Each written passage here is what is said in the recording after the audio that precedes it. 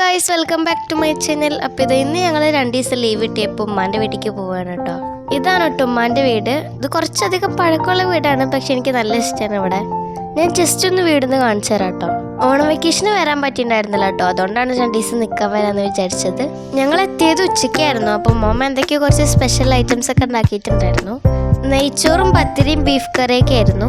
ഇതൊക്കെ കണ്ടപ്പോൾ പെട്ടെന്നൊരു വിശപ്പ് വന്നു കേട്ടോ. പിന്നെ വേഗം ഫുഡ് കഴിച്ചു. പിന്നെ മമ്മ കുറച്ച് ചിപ്സ് ഉണ്ടാക്കി വെച്ചിട്ടുണ്ടായിരുന്നു. അപ്പോൾ അതും എടുത്തിട്ട് ഞാൻ മുറ്റത്തേക്ക് ഇറങ്ങി.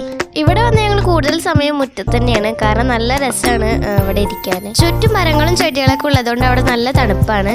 ഉമ്മമ്മക്ക് ഗാർഡനിങ് ഒക്കെ നല്ല ഇഷ്ടമാണ് കേട്ടോ. വീടിൻ്റെ ഏത് സൈഡിൽ നോക്കിയാലും മൊത്തം ചെടികളാണ്.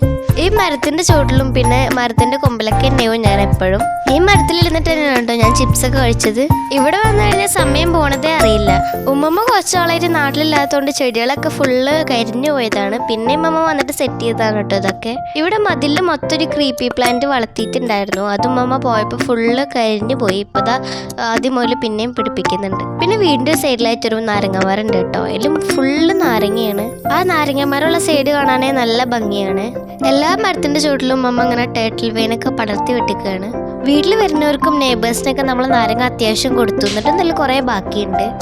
ഇവിടുത്തെ വീഡിയോസ് കുറേ ഇനിയുണ്ട്. അപ്പോൾ ഞാനിത് അടുത്ത വീഡിയോ കയറ്റിയിടാം. അപ്പോൾ ഇത്രയേ ഉള്ളൂ നമ്മുടെ ഇന്നത്തെ വീഡിയോ. ഇഷ്ടപ്പെട്ടെങ്കിൽ എന്തായാലും ലൈക്ക് ചെയ്യുക, ഷെയർ ചെയ്യുക, സബ്സ്ക്രൈബ് ചെയ്യുക. ടാറ്റാ.